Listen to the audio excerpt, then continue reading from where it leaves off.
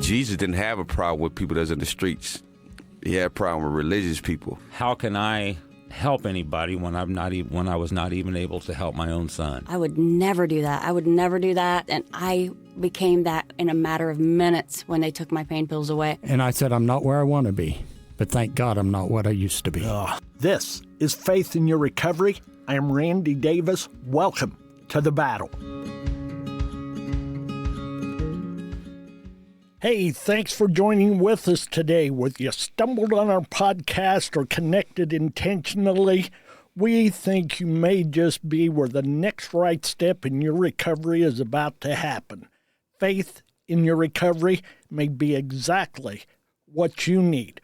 We've become a true source of help and hope for those battling substance use disorder/addiction.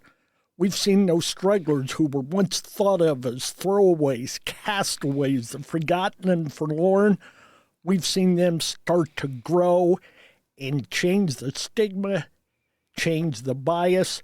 We're seeing success unlike we ever have before in recovery as well. And we're going to share that today. We're going to share it in a way that's very raw and real. We're going to share it with you in a way that's transparent. Hang with us. Hold on. Our guest today, Andy Yergler. Welcome, Andy. Hi, Randy.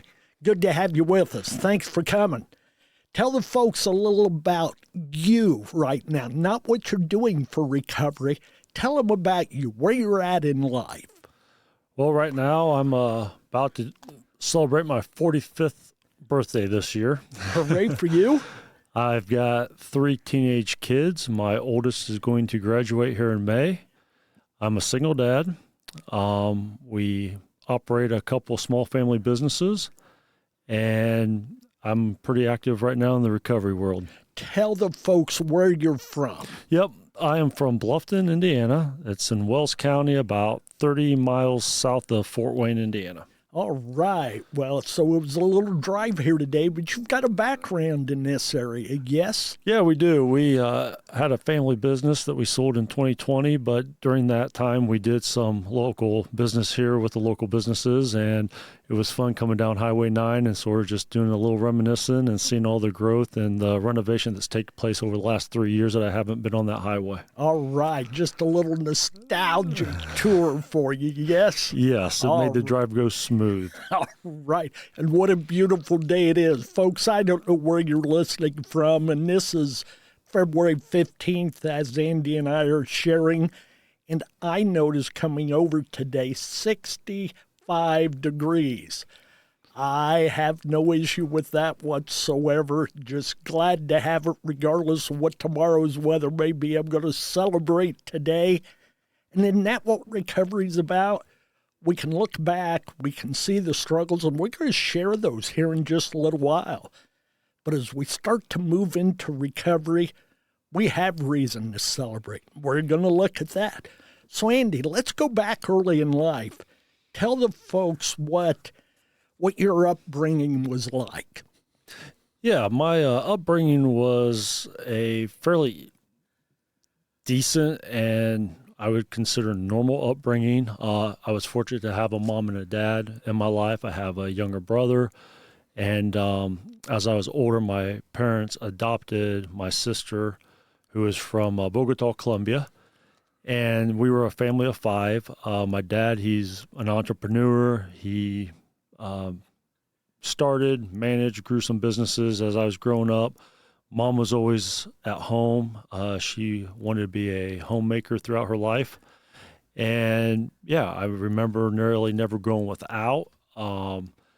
We always had food on the table. We always had plenty of food. I also had a wonderful family support system, a grandpa and grandma. I lost my one grandpa when I was 4 in a farming accident, but I still had his wife, which would be another grandma growing up, aunts and uncles, birthdays, holidays. It was always a close family knit community and family that I grew up in. So it sounds like you had a lot of stability and not a lot of true challenges that some folks face. That's a very accurate statement. Okay. Let's move forward. let's tell the folks who Andy was and what he was about in high school. Let's hit him with that. Okay, can we drop it back maybe 2 years of middle school? You betcha. That's sort of when things in my life started to change.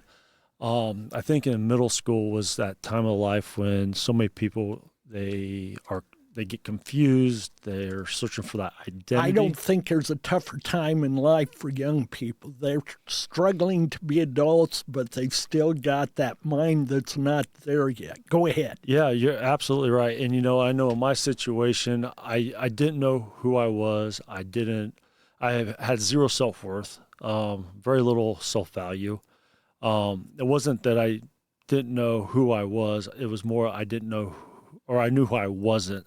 I was a little socially awkward in the sense that I probably had ADD, HD. I don't know. I mean, I'm all over the walls. I was one of those annoying kids.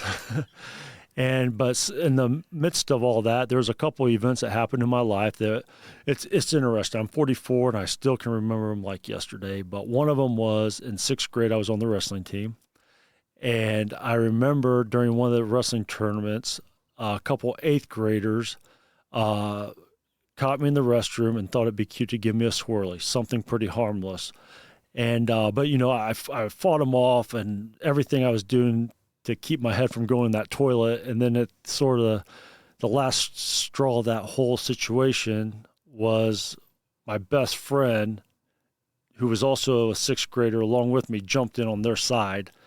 And just the betrayal, I mean, it's just something The happened emotional inside. impact of all of that rocked your world for the moment. Oh. And obviously still today you wouldn't be talking about it. Impacted you, if nothing else. It was huge. I mean, I was broke. I went home and I remember just locking myself in the bathroom, bawling and it was more of an anger. I mean, I hated it. And then about a few months later during the spring sports, we were waiting after track practice one day.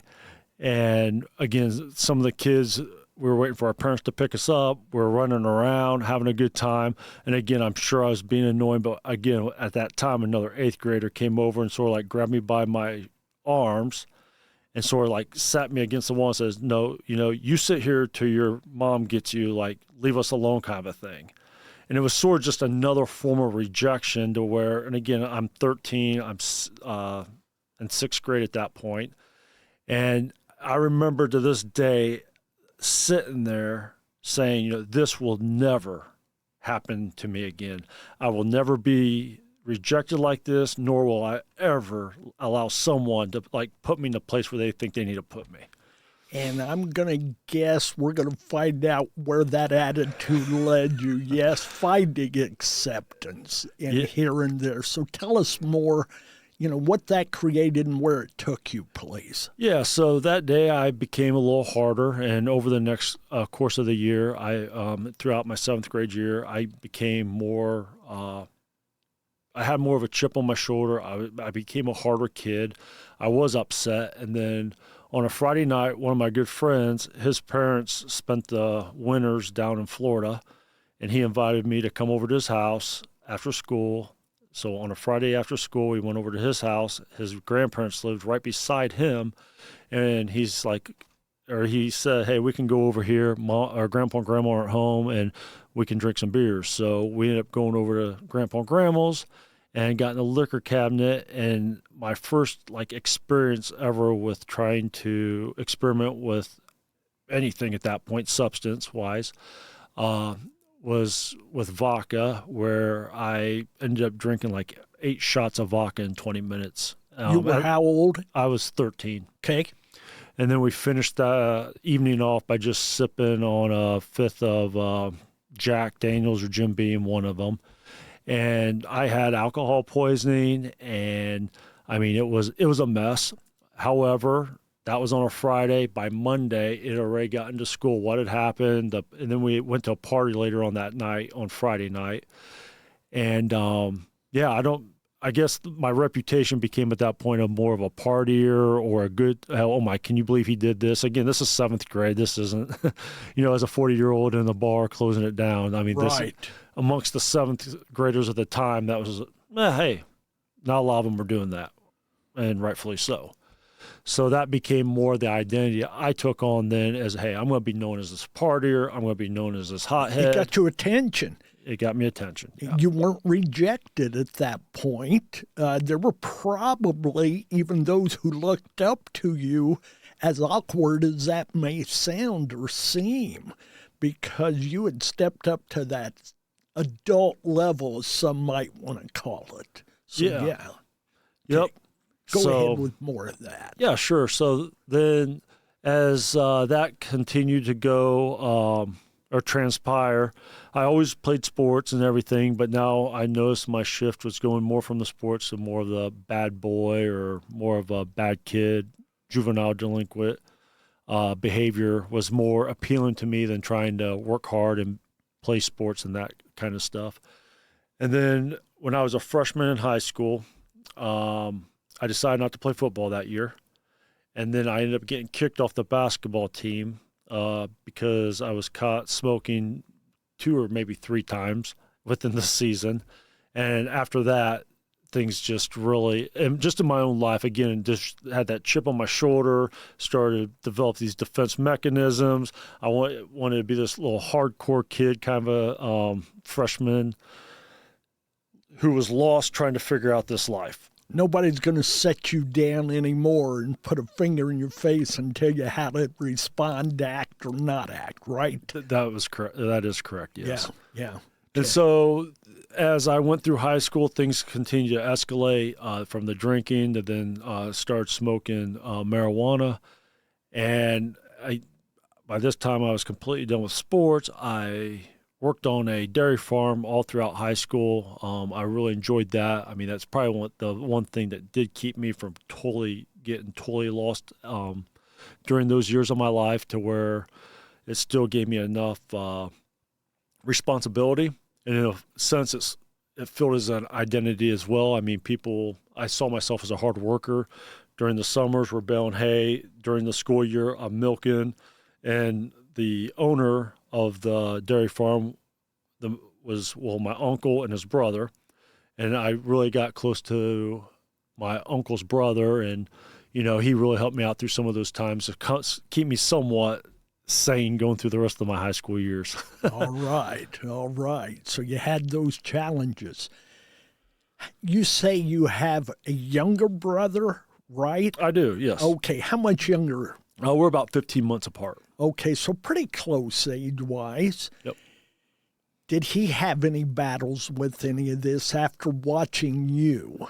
Not necessarily like the reasons why I did. I mean, again, I don't know if he's seen me as an older brother, and I mean, he did his fair share of partying as well, and never escalated to the point of where mine did. Yeah. I just wanted to see how that impacted him and how that played. All right, so you're in high school. It sounds like you're into a bunch, except the things you ought to be into. I'm going to guess your education was sliding. Well, it's funny you say that. Now, I did finish 10th in my class. I graduated in 1997, 10th in my class, and that's 10th from the bottom. So, yes, education was sliding a little bit. Yeah, it sounds like it. Other priorities, for Correct. Sure. All right, what happened after high school? So, after high school, I moved out of the house, ready to do it all on my own kind of a thing. And this was around toward the end of July, beginning of August of 1997. I was in Fort Wayne, met a new group of people, and I was at an individual's birthday party that evening. And I had gotten to know him over the last couple months. And so for his birthday, I ended up, through another mutual friend, I found I don't know if it was a gram or a couple of grams of cocaine, and I gave that to him as his present. That night, we're sitting around out in the garage, and he said, hey, you know what, this is a great present, but you got to do it here with me. Now, I'd never done it. I've never really done any harder drugs than just drinking a lot and weed at the time. And that night, I did my first line of cocaine, and from that point on until October were probably like the worst 100 days of my life. Why? Because it just didn't stop. It was line after line and Yeah, it hit never after hit. It never stopped. I was that one statistic where I couldn't get off of it. I loved it. It was just everything I wanted, and at the time I had access to as much as I wanted, pretty much. And yeah, it was a bad scenario. I remember during those 100 days, there would be 4 or 5 day binges of just not having a clue, like what day, what time of the day, where it's at, how many hours or how many days I'd have been up. I know when I was arrested in October, about 100 days later, I was living on probably close to maybe 2 Egg McMuffins a week. My health was decreasing rapidly.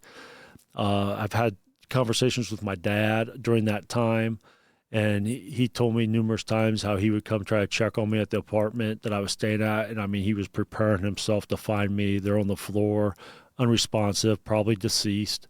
And it was just a rough time, not just in my life, but for the people that love me, who were around me. It was super rough on them as well. Oh, I'm sure that's the case, that worry, that concern, and each phone call wondering, are they calling to report that to us, or however that may have played out. You had those 100 days. You briefly alluded to the fact you were arrested. What, is that possession kind of thing? Yep. Or So in September, I was arrested for a fake ID in a liquor store.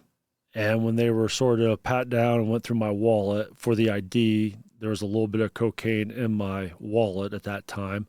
So instead of just being a minor in possession of alcohol with a fake ID, now all of a sudden it became a possession of cocaine, and I spent the weekend in the county jail.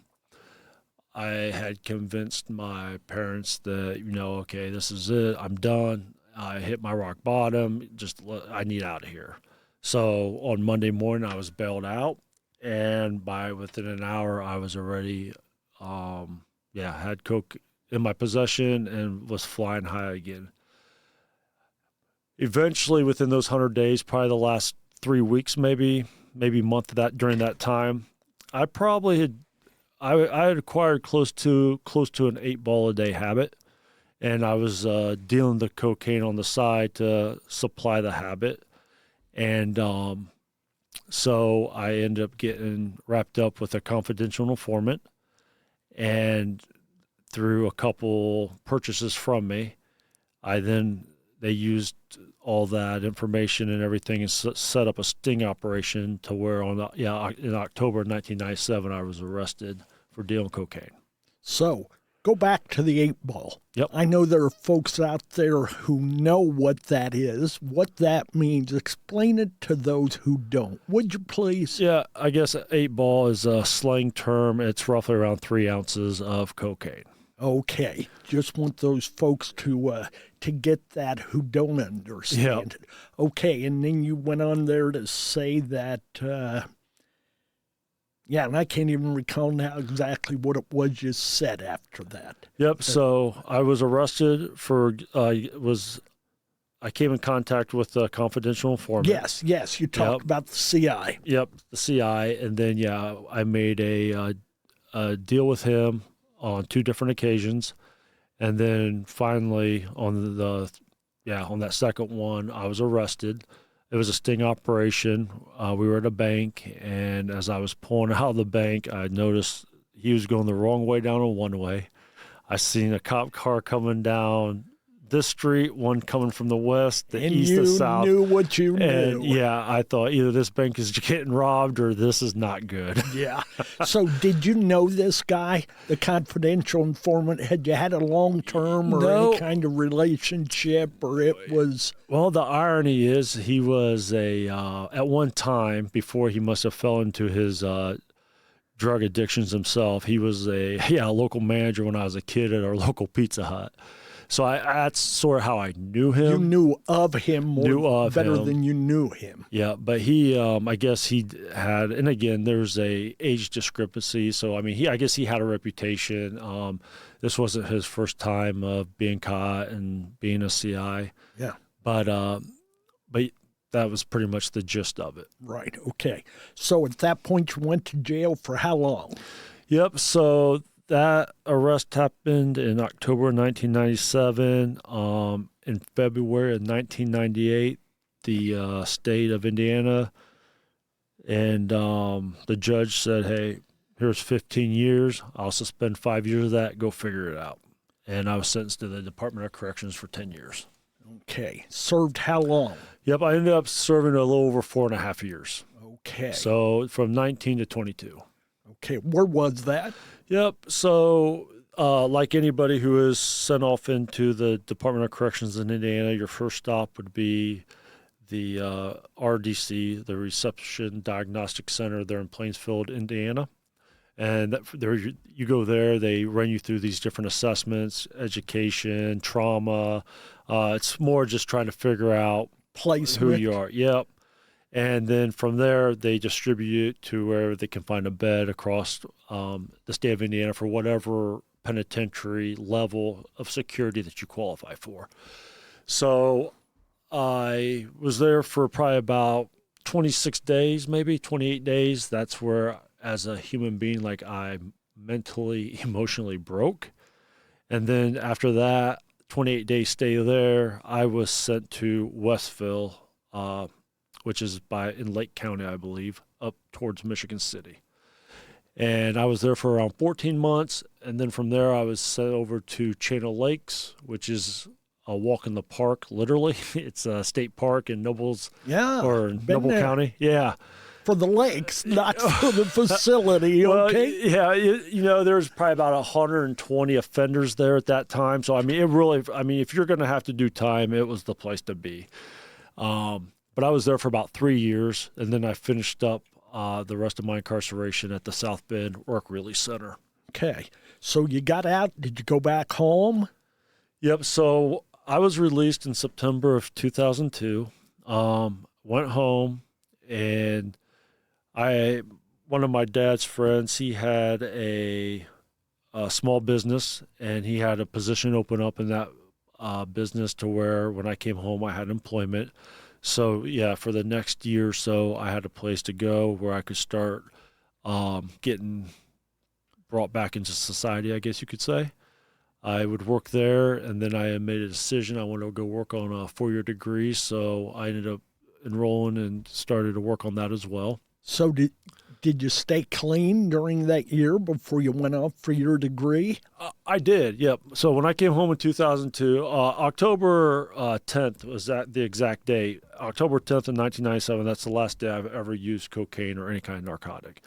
Once I came home from prison, I never went back to it. Here's an interesting side note. Yeah. Sometimes when I talk to people, they think sometimes for your first offense, like I had an excessive prison sentence.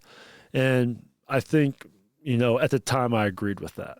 I thought this is ridiculous. If I would just been a county over or whatever, I mean, at this time served, drug court, whatever.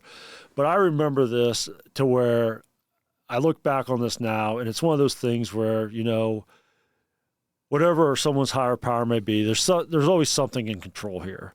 And I think for me, 2 years probably would not have been enough time to be incarcerated. But I remember I was incarcerated for about 2 years. It was a Sunday evening, and we were watching 60 Minutes.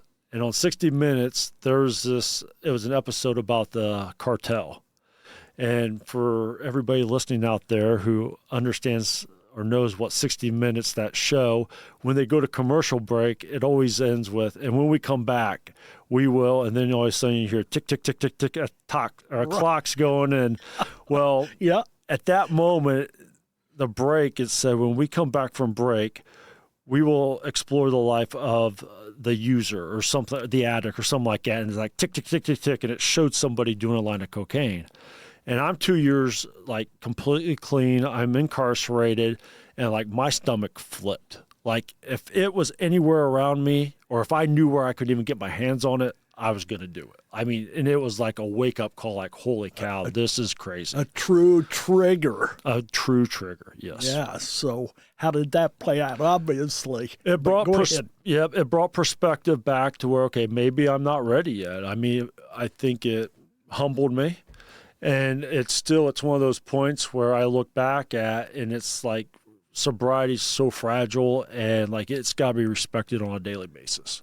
I like that. Has to be respected on a daily basis, because one day can change your future in a hurry. 1 minute. Yeah, 1 minute. Or 60 minutes. One drink. Tick, tick, tick. All right. Yeah, that's the rest of the story. So, all right, let's play this on through. You were watching 60 Minutes. A couple years later, you get out of prison. You're headed back home. You're at a point where you recognize you needed that time away in order to live the rest of life the way you wanted to. You got enrolled in school. Where'd you go to school? Where'd you go to college? So I ended up I got my 4-year degree through Indiana Wesleyan University in business. And when I came home... Was that online, or did you attend somewhere? I did the adult learning the program. I would go to Fort Wayne once a week. We would meet in a building for 4 hours. It was like one class every 5 weeks, just keep rolling through it. It was a little over 4.5 years like that. So... What'd you get your degree in? In business. In business. Yep. So it was I needed that. It was good. Again, my life's been trying to figure out my identity kind of a thing. So, that was sort of something. But what's interesting, I tell people today is, I've spent tens of thousands of dollars on trying to help my self-esteem. I never really used it in the corporate world for the fact of once I got my degree, I also had a felony on my record. And everything I wanted to use it for, I needed this license. Felony block. I couldn't get that license because of my felony. And so I never really used my degree in a sense of in a corporate or a career. However, you know what? It did give me the confidence to go forward on several things that I wanted to do throughout life. And what you're doing now, we'll talk about that after a while, but that business degree certainly comes into play with that, okay? So, all right, you've got that degree, you're done with school. What's the next step in life? Yep, so about 2 years before I get the degree, I'm sort of jumping over here on you. No problem. Come home from prison, 2002.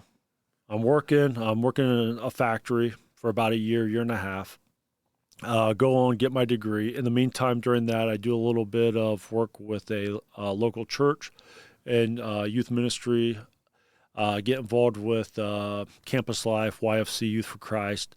I sort of just want to share my story. I come home with this chip on my shoulder in the sense like, hey, I made a mess of my name. I made a mess of my life. I need to put this all back together. I've watched a lot of my friends move on with their lives. They got their degrees, or they were getting married, had gotten married, were having children. I felt like I was behind, and it's like I got to go gung-ho and get ahead here. I got to play catch-up. Lost time to make up. Yep. So, and again, it was a great motivator. I would say to somebody out there in that position today who is maybe feeling that same way that I was back in, again, sometimes people aren't as far along as what you think they are, and I mean, over time, time's a great equalizer to where you can realize, hey, go at a pace you can handle. That's part of the key to eliminate some of that stress, okay? You can only push so hard regardless. So then about 2005, I'm home for about 2.5 years now. I thought that, okay, life's going good. I'm off probation. I'm somewhat free. And then at that point, I thought, you know what? I probably can handle a few drinks. So I picked up the bottle. And it was probably within 90 days, I had a drinking problem, and within probably 4 months to 6 months, full-blown alcoholic. You're back at it again. Yep, not necessarily narcotics, not necessarily anything illegal, but now it's Still damaging. destroying things. Yeah. Yes. You and those around you, plans, dreams, hopes, family, Yeah. everything else. How did you wrestle that and Yeah. move beyond it? So at that time, again, this is 2007, so I'm looking at this through a 26-year-old's eye worldview. And even though I was 26, I spent some of the most crucial years of my early adult life incarcerated. I had a lot of issues that I never handled. The whole identity thing, the whole insecurity thing.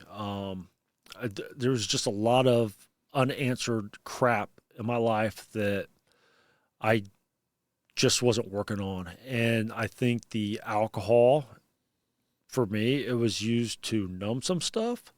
But at the same time, it was there to help me become a Superman, or to get me out of the shell and do things that I would not have ordinarily done. Does that make sense? Sure it does. Sure it does. It gives you a boldness, even if it's false. Yeah. And some bravado, what helps, lift you up in your head from the high. Yep. So- And I was getting frustrated too, especially in 2007, once I graduated with my degree, but couldn't actually pursue or use it because of, again, the economy at that time was starting to turn a little bit. As also, we were going into the great housing recession back in 2009. So things were starting to turn. People were not hiring as much, but also the felony was definitely a hindrance. And so that was a little bit upsetting. And then in 2006, my best friend and a great guy, he and I decided to do a small business together. And we got into the real estate market. And during that time, we were buying houses, and we were fixing them up, and we were creating rentals or things like that. And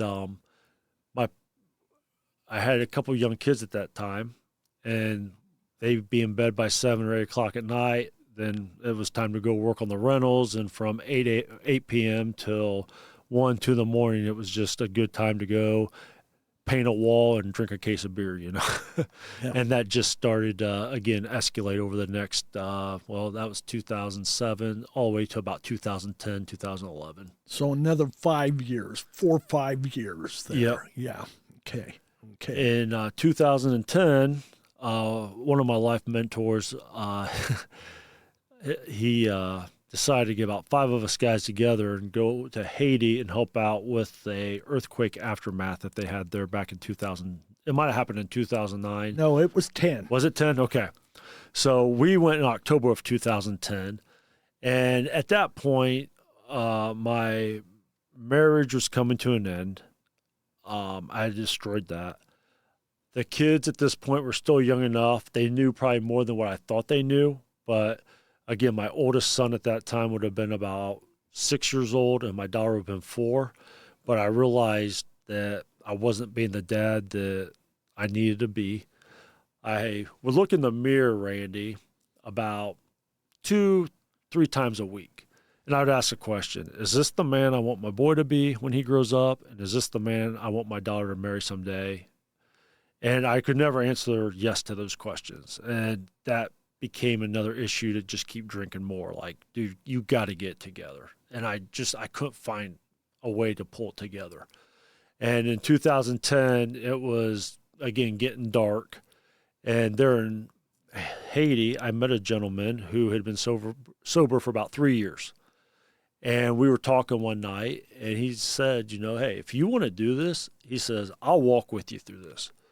When we get back, we'll meet once a week. So was this one of the fellas that went along with you as a Correct. part of the team? Correct. You heard his story there. Yep. Okay. Yep, go there were ahead. 6 of us. And we all knew each other, but we weren't close. And we were going, we were sitting around one night, and he's like, hey, if you want this, I'll walk with you. I'll be your sponsor. He's like, here's the deal. We're going to meet once a week. And I don't care how long it takes you to get sober. He's like, 2 rules. 1, you got to want it. Second of all, no lies. Outside of that, I don't care. I'll do this with you. So from 2010 to 2016, I told this guy probably over 250 times, today was the day I'm getting sober. And I would call him. Sometimes it was later that day. Sometimes it was the next day. Sometimes it was 3 weeks later. Sometimes it was 30 days later saying, hey, I'm done. I can't do it. I'm drinking again, kind of a thing. But we would meet for 6 years like that every Friday, outside of maybe he's on vacation once a year. I'm on vacation. Exception. Yep. 49 times out of the year we're meeting. And he did this with me from 2006 to 2010. Wow. That's somebody that cares. Yeah. He showed me what unconditional, no strings attached meant. He showed me how, today we're like best friends. At the time, though, it was more of a sponsor, mentor kind of a thing. And yeah, to this day, he walked with me through a divorce. He walked through with me remarrying the lady or my kid's mom when we got remarried, walked through another divorce. It was like he did life with me. And I always told him, hey, I want to get sober. I do. Today's not the day. I don't know. I don't want to do it today. And we just had this relationship that started, that was established. And that had to, whether you recognized it at the moment or not, had to increase your self-worth for somebody to care that much. When you're not necessarily, quote unquote, being the best of students, but that didn't change his mind and heart. He was still there. So all of a sudden, I must matter. I must mean something, at least to him. Yeah.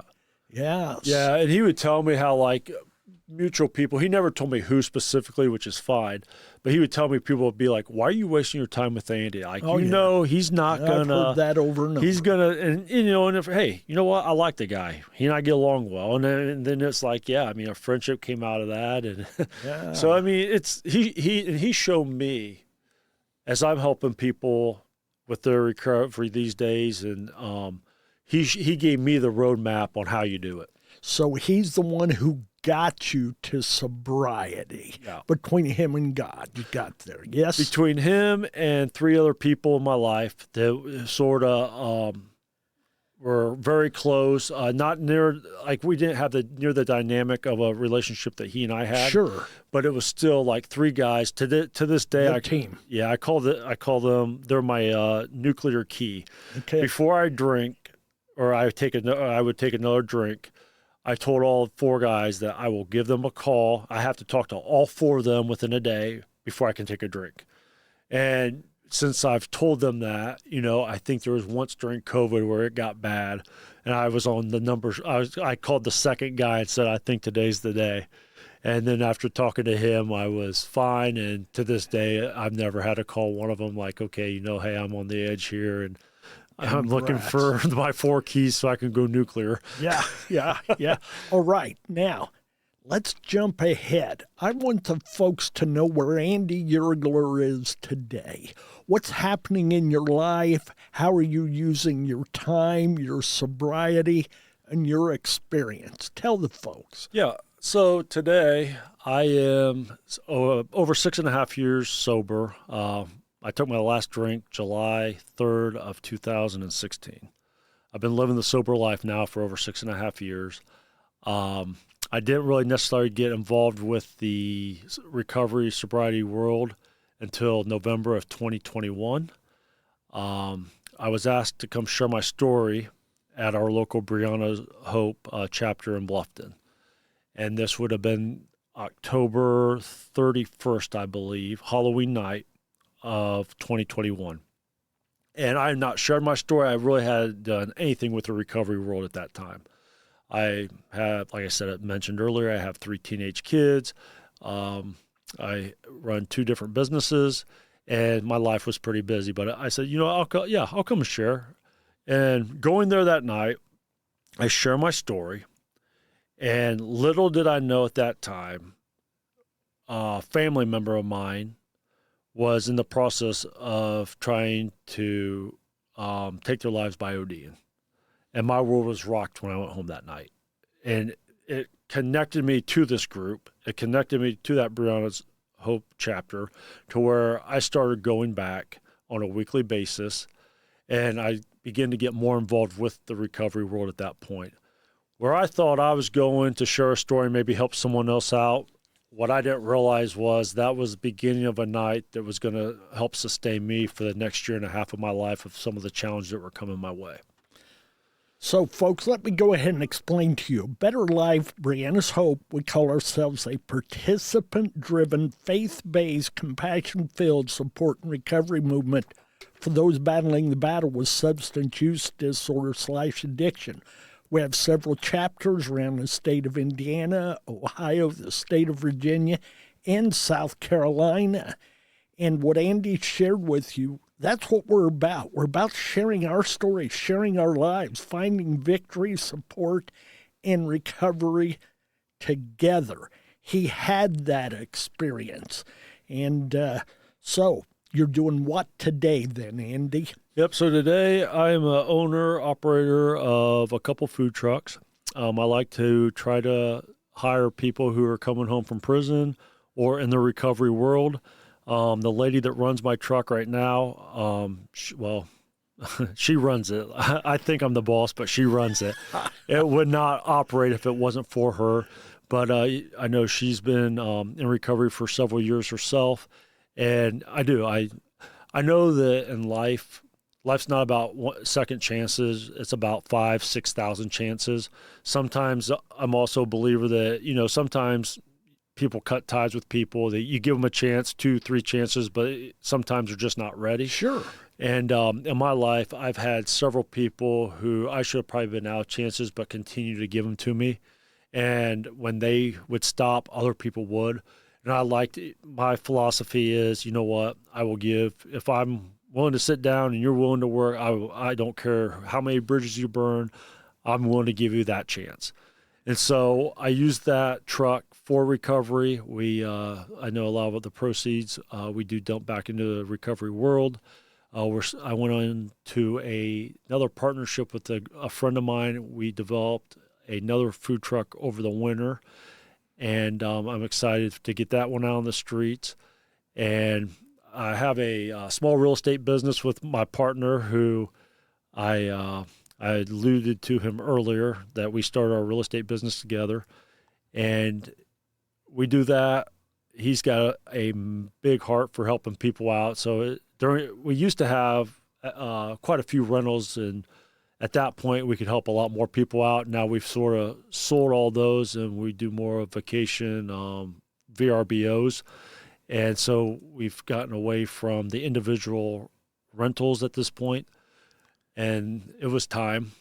After 15 years of doing that, it was time to change it up a little bit. So now you're doing a lot for those who are fighting the struggle you once fought. As they come out, you're giving them that hope, that help, that identity, that sense of personal pride. So many of those things that you struggled for. Yeah, and it's one of those things where, hey, no matter what happens in life, as long as you've got breath, you've got another chance of doing something. So let's wrap this up with this question. The name of our podcast, Faith in Your Recovery. What's that mean to Andy? Faith in my recovery. I think faith in my recovery is trusting. It's believing in the higher power. It's trusting the process of recovery. And it's never giving up on yourself.